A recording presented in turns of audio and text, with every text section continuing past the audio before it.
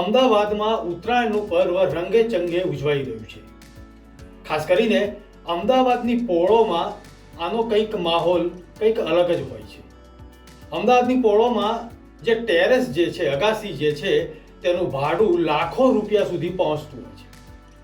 અહીં એક ખાસ વાત એ છે કે દેશ વિદેશથી લોકો અહીં આવતા હોય છે અને પતંગનું પર્વ આનંદ ઉલ્લાસથી મનાવતા હોય છે. કેવો માહોલ રહ્યો આજે તેની જાણકારી મેળવવા માટે મુંબઈ સમાચારની ટીમ ત્યાં પહોંચી. આવો જોઈએ મૈત્રી મકવાણાનો ખાસ રિપોર્ટ.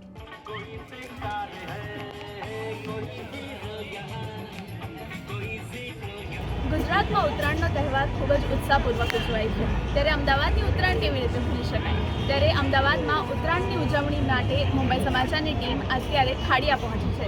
આપણી સાથે અત્યારે પંકજભાઈ છે. આપણે તેમની સાથે વાતચીત કરીએ, જાણીએ કે આ વખતે ઉત્તરાયણનો તહેવાર કેવી રીતે રાયપુરમાં ઉજવવામાં આવે છે અને અમદાવાદમાં લોકોને ઉત્સાહ કેવો છે.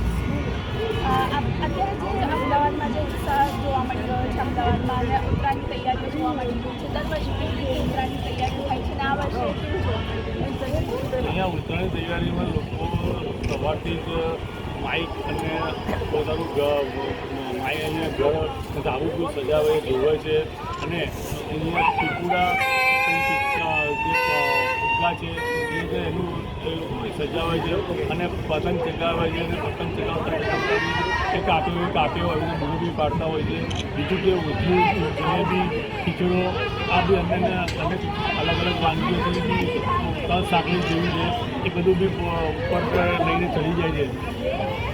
આપણે અમદાવાદની ઉત્તરાયણની વાત કરીએ તો અહીંયા ખાડિયામાં ધાબા ભાડે આપવામાં આવે છે. તો તમે જણાવશો કે ધાબા કેવી રીતે ભાડે આપવામાં આવે છે અને તેમાં કેવી રીતે લોકો ભાડે લેતા હોય છે?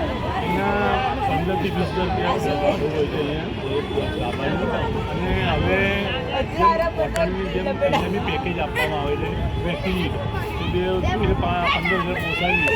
હવે અહીંયા બી વ્યક્તિની 2,000 રૂપિયાનું એ લોકોને ત્યાં ભાડું એ લોકોએ પેકેજ આપવામાં છે. પેકેજમાં એ લોકોને સવારે ચા પાણી નાસ્તાથી માંડીને પછી ફાફડા છે, પછી ભજીયા છે, ભાજી પાઉં છે, અલગ અલગ વાનગીઓ બી એમને આપવામાં પેકેજમાં આપવામાં આવે છે. અમદાવાદમાં મોટા લોકોની સાથે સાથે નાના ભૂલકાઓ પણ પતંગની મજા લેતા હોય છે. તો આપણે એક નાના ભૂલકાઓની સાથે વાત કરવાનો પ્રયત્ન કરીએ, જાણીએ તે લોકો શું કહી રહ્યા છે. શું નામ છે બેટા તારું? તો તિથિયા, કેવું લાગી રહ્યું છે? આકાશમાં રંગબેરંગી પતંગો જોવા મળી રહી છે. અચ્છું લાગી રહ્યું છે? પતંગો ગમે છે તને? તો પતંગ ચગાવે છે? કેટલી પતંગ ચગાવે છે રોજ? 4 પતંગ ચગાવે છે. તો અને ખાવા પીવામાં શું મજા આવી રહી છે? રોજ જે મમ્મી રોટલી શાક બનાવતી હોય છે, આજે તને શું નવું ખાવા મળી રહ્યું છે? દાલ બાટી. તો આ હતા અમદાવાદના ભૂલકાઓ અને તે લોકો પણ ખૂબ જ ખુશ જોવા મળી રહ્યા છે. પતંગોમાં તેઓ ખોવાઈ ગયેલા જોવા મળી રહ્યા છે. આ વખતે તમે ઉત્તરાયણની કેવી તૈયારી કરી છે અને કેવો ઉત્સાહ લાગી રહ્યો છે? સારો ઉત્સાહ લાગી રહ્યો છે. મજા આવશે એવું તો લાગે. તમે દર વર્ષે અમદાવાદમાં ઉત્તરાયણ કરો છો? હા, દર વર્ષે અહીંયા જ. તો દર વખતની સરખામણીમાં આ વખતે જોઈએ તો લોકોનો કેવો ઉત્સાહ છે અને કેવી પસંદ જોવા મળે છે? બહુ જ ઉત્સાહ જેવું લાગે. આ વખતે ઉત્તરાયણની વાત કરી, તમે ખરીદ કરેલી હશે પતંગની, આજે પતંગ ચગાવવાનો માહોલ કેવો લાગી રહ્યો છે? રાઈડમાં કેવો ઉત્સાહ જોવા મળી રહ્યો છે? ઉત્સાહ બહુ વધારે છે. કાલે ઉત્તરાયણની પતંગની નાઇટ કહેવાય છે. અમે લોકોનો રાયપુર તાલુકો બધે પતંગ લેવા પણ ગયા હતા. ખરીદીમાં પણ લોકોનો પણ બહુ ભારે ઉત્સાહ હતો અને આજે આપણી સિટીમાં ટ્રાફિક જામ છે અને અહીંયા પણ અમારે જે દર વર્ષે ઉત્સાહ હોય છે એમાં સેમ ઉત્સાહ છે. વધારે થઈ ગયો છે કેમ કે છોકરાઓ મોટા થઈ ગયા છે.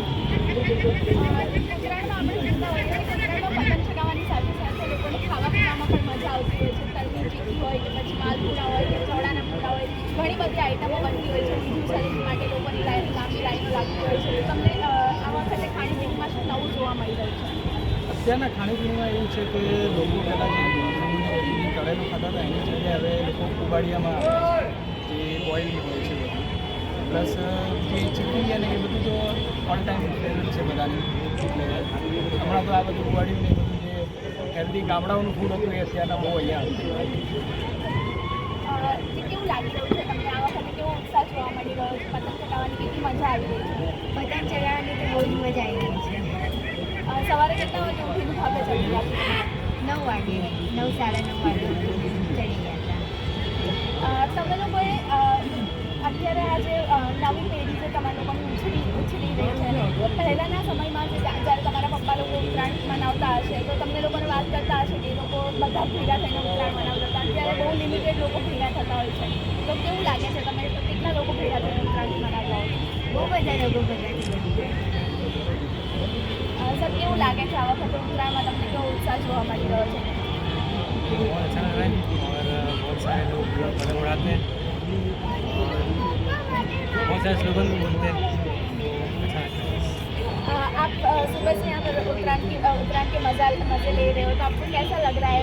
आप यहाँ अहमदाबाद के हो या फिर बाहर से आए हो? नहीं मैं मतलब यहाँ पे हूँ, प्रॉपर यहाँ पे केम फ्रॉम हैदराबाद से. तो आपकी ये अहमदाबाद में पहली उतरायण है? नहीं ऐसे फोर्थ है, बट जो पहली थी वो बहुत मज़ा आया. पहली बार देखा मैंने अहमदाबाद को उतरायण सिटी के अंदर. बहुत सारे पतंग थे, मतलब पूरा आसमान नीला हो गया था. તો આ હતા અમદાવાદના પતંગ રસિયાઓ, અને રાયપુરમાં જે દર વખતની જેમ ઉત્તરાયણની ખૂબ જ મજા આવી રહી છે. લોકોમાં ખૂબ જ ઉત્સાહ જોવા મળી રહ્યો છે. મૈત્રી મકવાણા, મુંબઈ સમાચાર, અમદાવાદ.